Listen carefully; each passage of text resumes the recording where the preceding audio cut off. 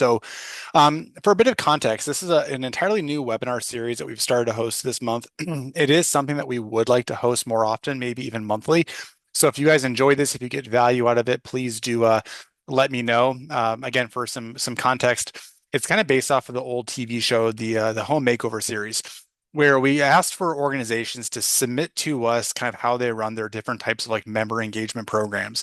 And we got a wide variety of member recognition awards, board nominations, committee applications, conference call for speakers. We also opened this up to other industries. So we hosted a couple earlier this week for both scholarship providers and then grant makers. So if any of you are interested in those, I can also share those resources.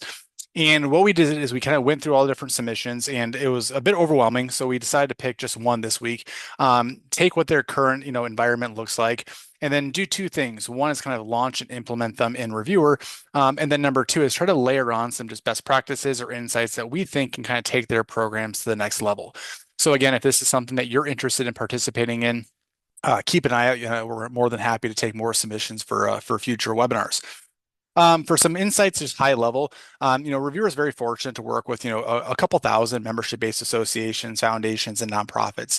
So over the course of 12 years, we're a Lincoln, Nebraska-based software company, proud, born and raised, and we've been able to see some incredible journeys from these different clients of ours.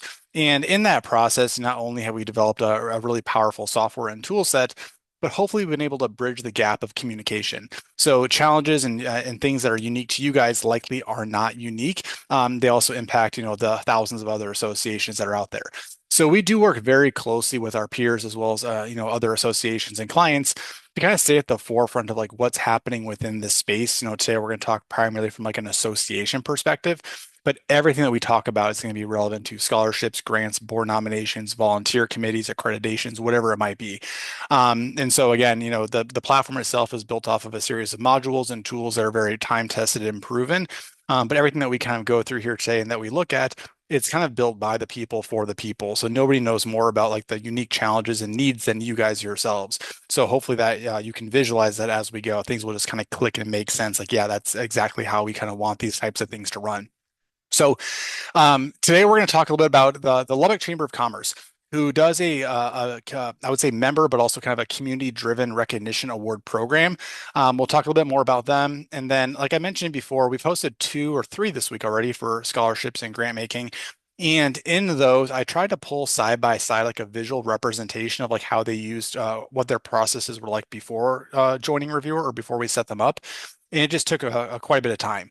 So I'm going to talk about like what they are doing currently before we implemented them. And then I want to spend the bulk of our conversation kind of visualizing kind of what their process now looks like. And then again, we implemented a whole lot of additional things that they weren't currently doing that I think you guys will find quite a bit of value in. So relatively common, structure of a program. It's a membership-based association, recognizing and honoring their members. For those of you who are associations on the call, one of the key demographics I think we're all trying to target is the younger demographic for the kind of the long-term sustainability of your association. So they have a program called the 20 under 40. So it's honoring 20 individuals or organizations under the age of 40 years old. With that said, the challenge with that is it kind of alienates their membership base. As you can see, they have about 1,400 members. Those are businesses and organizations. So a subset of that would be thousands and thousands of people. So how do we structure like an award program that does 2 things? One is it leaves nobody behind. So kind of creating award categories outside of just, this specific demographic. That way we can kind of incorporate our entire membership base. And then 2 is a lot of times in these award programs, the only people that get any type of value or engagement out of it are those that actually either get nominated or those that are recipients. So how do we kind of open this up and engage like the broader membership pool to kind of give them more value as well? So we'll kind of take a look at some of those things. So for a little bit of insights, I broke this down into 3 specific experiences, like what is the member or the applicant experience, what is the operational experience, and then what is like the ongoing review, selection, engagement experience. So from an application perspective, relatively straightforward, common process. We have information about the nominator, who they're nominating. There are very clear eligibility requirements, which we'll kind of get more into later on. There's personal storytelling, so kind of like essay prompts to build a persona around the nomination to help differentiate them versus other peers or other nominations, and then supporting documents. So from an operational perspective, how are they currently running this? We've seen everything from physical paper mailed in binders to using like your AMSs and other tools.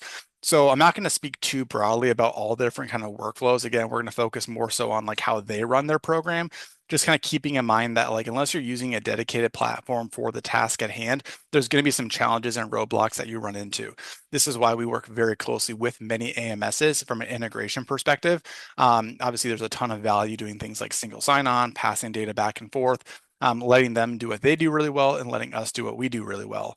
On the polar opposite side of things, there's clearly a ton of operational efficiencies we can gain by getting out of physical paper and binders. And believe it or not, that's still a very common process. In this specific example, this is the most common thing we see here at Reviewr, which is why we decided to choose them. And they're using a combination of manual processes as well as some technology. Now, when we think through like how we run these types of programs, we try to think like what is a tech stack that can make our lives easier. The challenge with that thought process is we're very self-centered on it, and that's not meant to be a bad thing. As a foundation or as an association or as a nonprofit, like our time is limited, so we do have to be hyper efficient. But at the end of the day, you make up a very, very small fraction of the program. The nominators, the nominees, the volunteers, the board members, the selection committees, and the broader membership makes up the much greater pool. So how do we design like a technology stack or process or workflow that engages everyone, not just saves you a whole bunch of time? So in this particular example, they are using Google Forms. I'll talk more about how they manage that from an operation perspective. But basically, they have an open call for nominations using Google Forms. They have a nominator do the entire thing. So the person being nominated doesn't actually participate whatsoever. So the nominator comes in, they tell us more about who they are, who they're nominating. They fill out like 6 or 7 different essay prompts, and they're also uploading file uploads such as resumes and then letters of recommendation. So some of the challenges that kind of come into this is it's a relatively high barrier. So in this workflow, since the nominator is doing virtually everything, we consider them a volunteer. Like they don't have to submit nominations, right? They're doing this because they want to honor somebody else.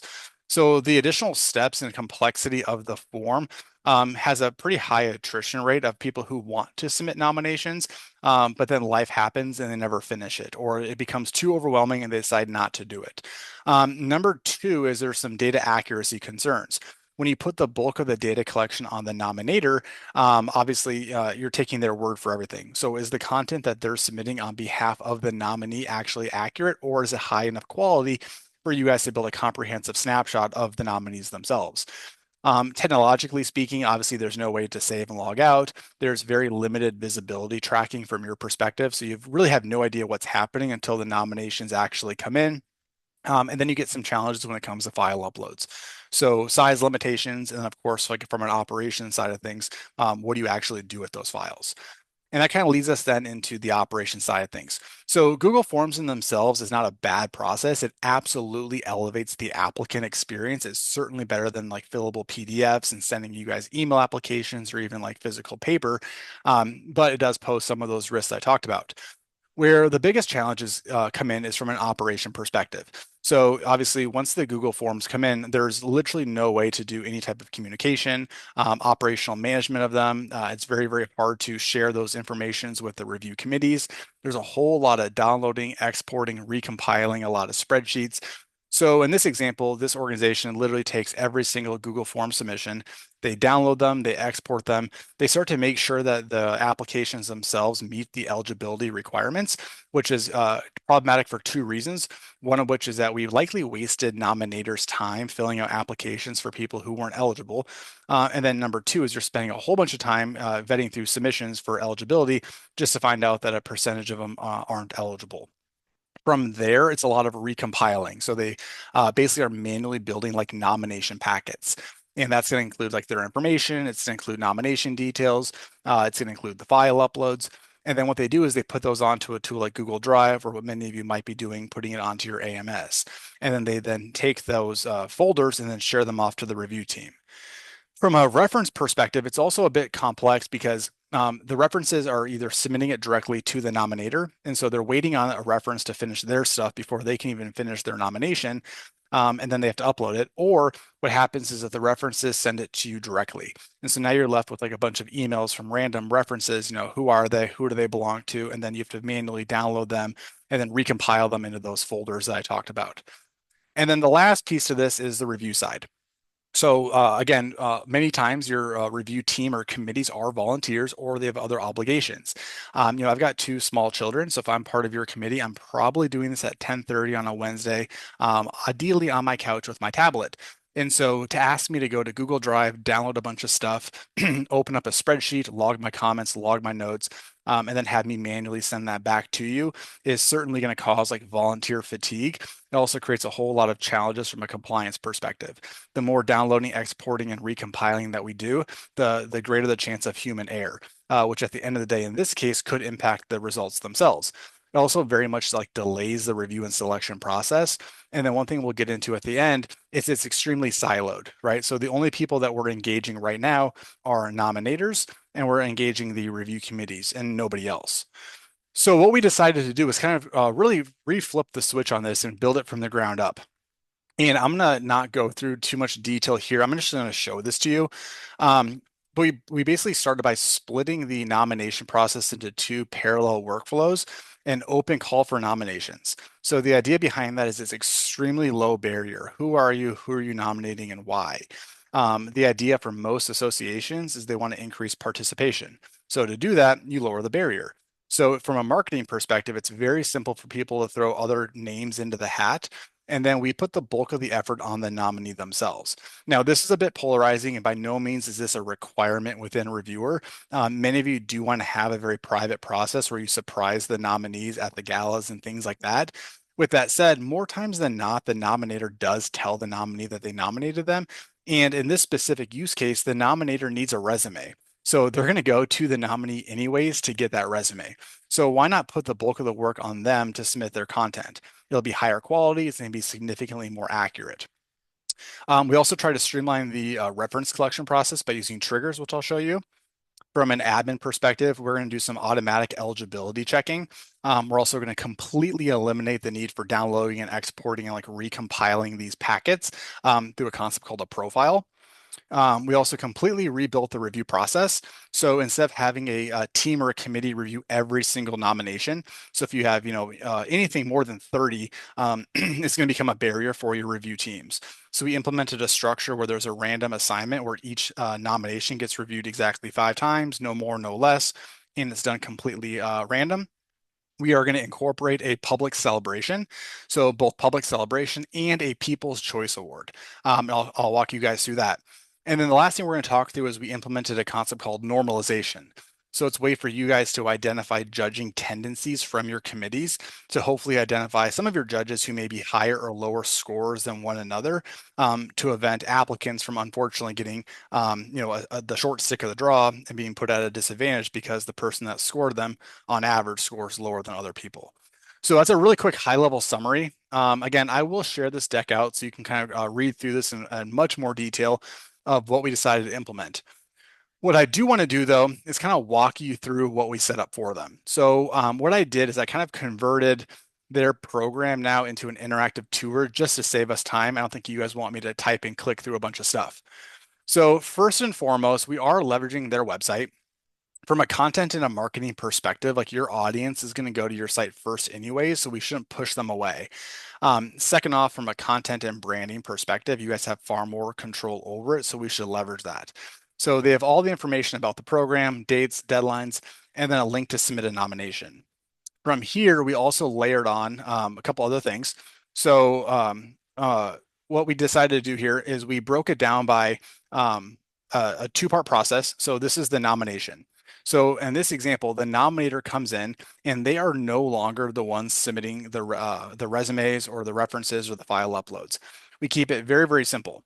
Now, to be clear, you still may have some people who are self-nominations. So it's a really interactive process where if I choose I am nominating myself, I then just advance on to the full-blown application. If I choose I'm nominating somebody else, I basically fill out this very, very short form. And I'm basically saying, here's who I am. Here's why I think that they're a strong nominee. Here's who they are. And here's my relationship to them. That's it, nothing else. Now, what you're probably wondering is, okay, well, how do I actually take this information and conduct a review? And you're right, you don't. So what can happen is one of two things. In this example, we have an automated trigger that basically notifies the nominee saying, hey, so-and-so, you've been nominated for this year's program. Click here to begin your application. Some of our clients kind of meet somewhere in the middle and they collect nominations and then they don't do the auto triggers. They first review them, they kind of merge some things, and then they decide who they want to come back to do the full application. And then they manually trigger that invite later on. We've also now implemented a concept called profiles. So I think it's really important for us to look at it from a data perspective that, yes, we are collecting forms. Yes, we are collecting files. Yes, there are scores that are coming in, but these are real people or organizations, and we have to treat them as such. So the only way that you can kind of systematize these campaigns and create efficiencies is through a concept called a profile. So generally speaking, the one that does the bulk of the application, so in this case, it's the actual nominee, is the one that creates a profile. And that profile holds on to everything, holds on to the nominations that were submitted about them. It holds on to their application. It holds on to their file uploads. It holds on to communication, holds on to everything that you can possibly dream of. Foreshadowing, this is also how you eliminate the need to download and export and like recompile these for your committees. Because what you're doing now is you're actually just sharing these profiles directly with your team for selection. So the nominee kind of think of it like the ESPYs or the Grammys. They accept their nomination, they create their profile, and then it draws them directly into the form. The next thing that we decided to implement was an automated eligibility check. Now, in this example, it's actually very, very simple. For those of you who are scholarship providers or grant makers, you might have very, very complex checks that you want to do. So the idea is that the system can either have the applicant answer a series of questions that says, yes, you are eligible, yes or no, or it can actually build a persona about them and say, yes, not only are you eligible, but these are the programs that you're actually eligible for. Which of them do you want to apply for? So it can be as robust as you need it to be. In this example, though, if they're not eligible, it kind of stops them in their tracks. So we don't waste their time nor your time vetting through them. From there, we get deeper into the application. So similar to a Google form, we're collecting a bunch of data. But again, behind the scenes, we're building a comprehensive nomination packet done for you automatically in real time. So tell us more about who you are as a nominee. And then all of this short form content, all of these essays are being submitted directly from the nominee themselves. Again, like I'm kind of split because I want to know what the nominator says about them, which is why we asked them like, hey, why is this a good nominee? But it's very hard, and like in this example, to kind of get across like what is your passion, mission, and vision for your career? Like it's very hard to ask a nominator to answer that type of question on behalf of somebody else. So again, the quality of work is going to substantially go up. The applicants can save, they can log out, they can work at their own pace, they can come back later. We'll talk a little bit more about tracking capability here in just a minute. We have the applicant directly upload a resume, and I'm going to show you how to view those here in just a minute. And then we go through the reference process. So this is extremely popular with scholarship providers. It is becoming very common as well within an award program. So the entire idea here is that we want to build a comprehensive, picture of who the nominee is. So what we're doing is we're asking for external people potentially to kind of offer insights to support the nomination. The challenge with that is you don't want those people to be the one that submits it to you directly because it's an administrative nightmare. Number two is you don't want the nominee to actually read that because it's meant to be very private.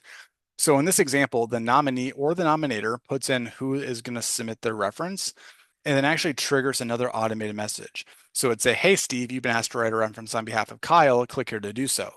This then brings them directly into a reference portal. Once this gets submitted, it actually gets automatically attached back to the nomination packet. So we also then changed this. Beforehand, they had the reference submit a letter from scratch. Now, the challenge with a letter is oftentimes it's a better reflection of the writing ability of the person writing it, not necessarily who it's for. It's also extremely high barrier, so completion percentages are quite low. You're doing a ton of follow-ups, and then the quality of the work will differ from one reference to another. So what we decided to implement was a simple checklist. So basically rank this nominee on a series of qualities that we're looking for our program. And instead of writing a full-on letter, we want you to answer these very short 3 prompts. So from an applicant or a reference perspective, they just come into the system, answer the questions as it appears, boom, they're in, they're out. Now, we are also still optionally asking for a letter if you want them to do that. So we'll kind of come back to this here in just a minute. Now, from an operation perspective, again, The downside to using Jotform, Google Forms, SurveyMonkey, any of these online form tools, or your AMS is it does a really good job collecting partial information. But then once the data comes in, now you're operationally downloading, exporting, you're playing a ton in spreadsheets, a ton in emails, you're recompiling. In Reviewr, we now have this dedicated command center. So this organization can now see in very real time, like your dates and deadlines, recent activity, where people are at within these different stages of the program. What's really powerful about this is we're actually showing them, hey, from the nomination perspective, who's done, who's not done. So those that started nominations, we can actually see who they are, how far they made it, and send them reminders. But then from a conversion perspective, now we're also tracking, okay, of the people who are nominated, have they then done their portion, yes or no? And if they haven't done their portion, we can send them reminders, but also send the nominee reminder saying, hey, Kyle hasn't yet accepted his nomination. Do you want to also follow up with him or her?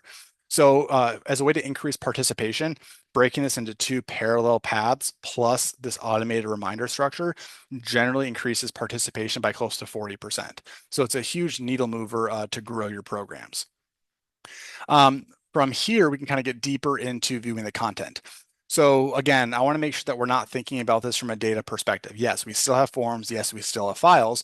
But what we really need is a comprehensive picture of who our nominees are, or if you're scholarship applicants, your grantees, your conference call for speakers, your committee volunteers. So when I press a view on my nominee, you'll be able to see here that it basically merged everything into one dedicated hub. So I have Ryan here. Ryan is my nominee. And this is all of the content that we've collected from he or she. So we've got their eligibility check, we have their personal information, we have their essay prompts. And as I scroll down, you're going to see we've got multiple file uploads as well as who submitted references. Now, this is great, but you can also now take action on this. So not only can you send bulk emails and bulk messaging, there's also an internal kind of commenting tool. So I can send one-to-one direct messaging to the nominee or the nominator.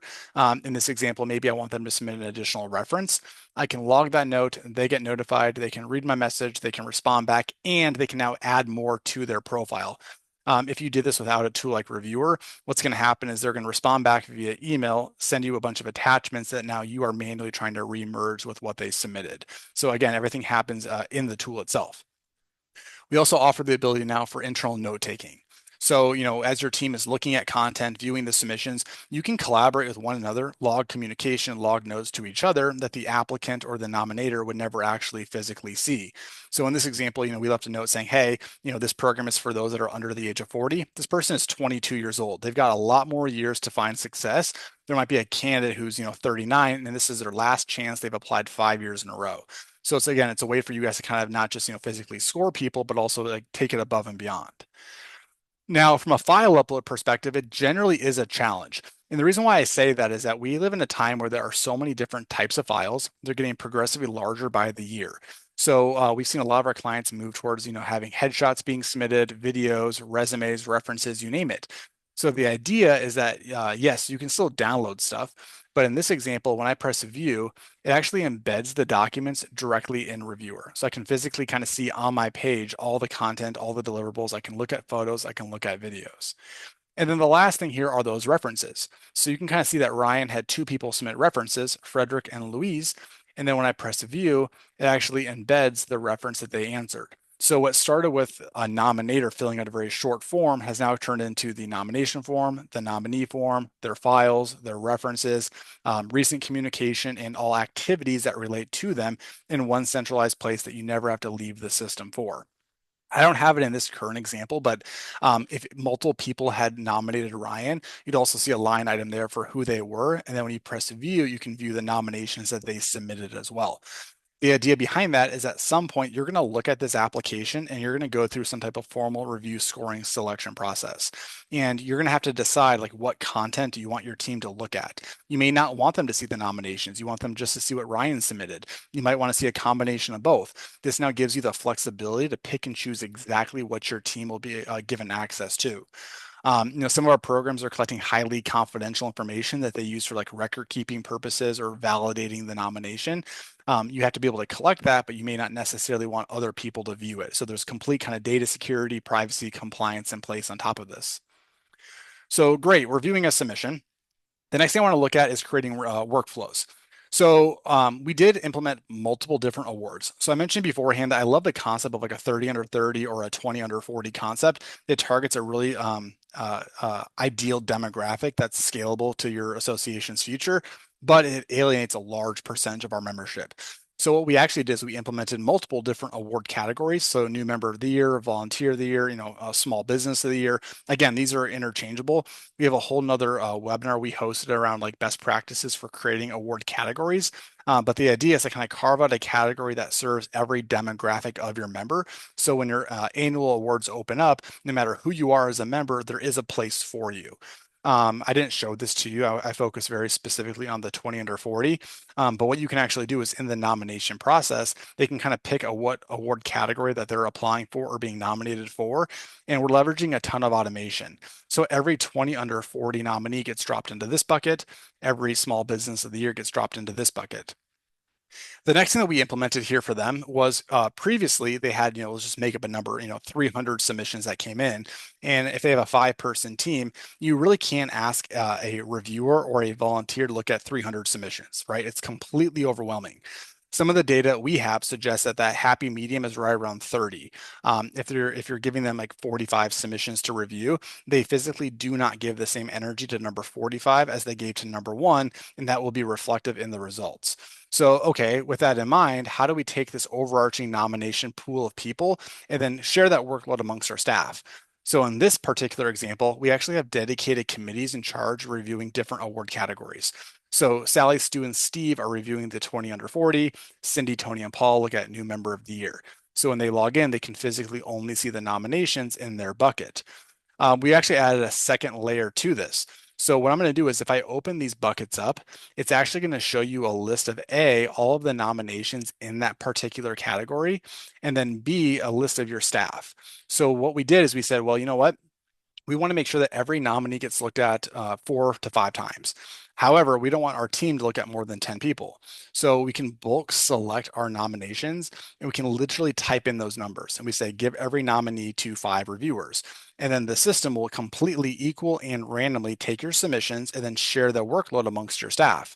Once I submit this, you're going to be able to see that our team was given, 5 or 6 submissions apiece. It shows you who they were assigned to. And then if there ever was a conflict of interest, which there are some workflows in place for that, you can then start to reassign, uncheck, and have complete manual control over which nominees are being reviewed by which staff or committee members. So it's really powerful. One thing that we kind of wanted to implement that we didn't was a concept called judge queuing. So the idea behind that is that you have well-intentioned volunteers. Like they want to look at a lot of people, but then life happens and they have to drop out or they can't fulfill their obligation. So with this model, what you can actually do is you could say, hey, I want every nominee looked at 5 times. The system will then take your nominations and then share that with your entire team. When they come into Reviewr, they see all the submissions and they can score as few or as many as they want. Once that nominee is reviewed 5 times, however, it falls off that list so nobody else can review them. So from a volunteer perspective, you just come into the system. If it still shows up to be reviewed, it means it hasn't hit that threshold yet. So that's kind of another alternative model that some of you guys may want to consider. Okay, so what does the review side look like? If you remember beforehand, previously they were having to go to Google Drive, download each folder per nominee, view the content, view the deliverables. They went to a spreadsheet and logged their communication, their comments, and their scores. And then when they were done, they physically sent that back to the organization. They then took those spreadsheets, downloaded all of them, and then merged them together and ran formulas. So in Reviewr, we first and foremost implemented some data redaction. This is not a requirement. However, if there's any data that could influence or negatively impact the perception from the review team and induce bias, we want to hide that. So things like name and demographic details, we hid a lot of that information. When the review team comes in and they click on the name of a nominee, you can now see there's a split screen. So half of the page is the nomination packet. So again, this is the nomination form, the application form, the file uploads, everything that we want our review committee to see is nice and tidy in one spot. Off to the side here, I have what I call a selection tool. We also modified their scorecard. So beforehand, they basically would say, hey, on a scale from 0 to 20, rank how this nominee demonstrates a strong drive for growth. The challenge with that is how does your team differentiate like a 16 versus a 17? And it may seem like a small thing, but when you have multiple submissions, multiple judges, and you start to run averages, those small things certainly do sway the needle a little bit. So we modified that. And what we're doing instead is we're trying to elicit an emotional response from the committee. So what this does is it speeds up the selection process significantly because they're not getting bogged down in numbers. And number two is that their emotional response is typically a higher quality response. But you can kind of see that there are still point values associated with this. So if I choose, somewhat applicable, I still get 1 point. So this allows us to still leverage a concept called a scorecard and rubrics and ranking tools while not, making the reviewer themselves, allocate points. We also avoided them in this case having to download documents and go use other tools and come back. What I can actually do is side by side view the content. I can jump up to the top. I can see a list of file uploads. If I press on one of them, it'll actually embed the document directly in front of me. I can again side by side fill out my scorecards. Maybe I want to leave look at my notes. I can do that. I can leave comments, my team. And then, of course, if I want to look at those references, it'll show me, hey, here's 2 references. When I click on one of them, it'll actually embed the reference side by side with their scorecard. So from a review volunteer perspective, we probably cut 85 to 90% of their time or work. Once they submit, they just move on to the next. Now, in real time, you guys get this built-in leaderboard. And for this example, it'll show you on a per award category basis, every nominee, it'll show you exactly who reviewed those nominees and how they conducted the reviews. So here's where like the scores and the point values come into play. So it'll show you, who scored who, total scores and averages. So if you have a multi-phase program, you can actually select your nominations from here, and then at the bottom, advance them to phase 2, phase 3, phase 4, or many of our clients will either leverage this for the results or they use this for deliberation purposes. What they actually do is they take this and say, hey, let's talk about why we score people the way that we did. The other thing that we decided to implement was a concept called peer voting. So again, this is a way for you to engage your broader membership. Now, to be very clear, your back-end formal committee selections is the end result. What we implemented though was a People's Choice Award on a per category basis. So what that looks like is something kind of like this. Now, you guys can meet somewhere in the middle. Show of hands, how many of you guys take prior award recipients and put them on your website? But when you do that, it's basically just like a list of like the names of who received the award and like what year they received it. So some of our clients that don't do like member voting, instead just take the award recipients and they put them onto a page like this. And this will dynamically pull in like an image or a video, who the nominee was, and then like a high level abstract, kind of talking about them. From here, when you press open, you can then visually see a gallery and then also all the details that we collected within the nomination. So to be clear, like this nomination itself was extremely long. Like you don't want the entire nomination form to show up on your public celebration page. We just want to know who the nominee was and why they were selected. So you can pick and choose what shows up here. So a lot of our clients will use this as a way to showcase your recipients. In this example, however, we have the members kind of really quickly log in and then they can also cast a vote. So when they go to announce the recipients for the 20 under 40, they're going to have like the actual recipient and then a fan favorite. And again, the entire goal behind that is two-part. One is now we're engaging our entire membership base. And then number two is those that casted a vote are significantly more likely to participate next year as either a nominator or as a nominee.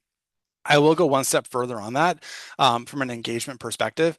We have some pretty clear data that also suggests that when you break your nominations into 2 parts, nomination, nominee, those that get nominated, I'm not saying those that get selected, those that just get nominated have a significantly higher member engagement score than those that didn't. So just being acknowledged by your peers makes them far more likely to participate in conferences and other events that you guys do. Okay, so my goal is to keep this to 30 minutes. I got one last thing to look at. The last thing that we decided to implement was some normalization of the results. So I introduced a significant challenge. And what that is that whenever you take that random review process where you give each nomination to 5 people, what happens is that not every nominee is reviewed by the same 5 people. So what happens if one of your committee members on average scores way higher or way lower than their peers? And you can actually see it happening right here. So Mark scored Sheldon a 12. Like, what if Mark has never given higher than a 14? By his own personal standards, he scored Sheldon extremely well. However, Judge Judy scored it a 31. So because of that, we're actually penalizing this nominee just because of the tendencies of one of your committee members. So to visualize this, I'm going to jump way ahead. We have a really cool normalization tool. And to cut right to the chase, this green line shows you the individual tendencies per committee member. So you can see that on average, Judge Judy scores about a 24, but Tony scores about a 34. So if I, as Kyle, the nominee, was scored by Judge Judy, I am inherently being penalized for it. So this not only helps you identify those trends, but also it kind of eliminates the need to even worry about it. So what it does, it says, you know what? We don't care if Judge Judy scored you a 24 or if Tony scored you a 34. What you were really scored was average by them. So if you scored lower than 24, you scored lower than average. If you scored like a 27, you scored higher than average. And then those averages themselves are what gets compared to their peers. So it's a completely different way to kind of rethink the results to eliminate some of those personal tendencies.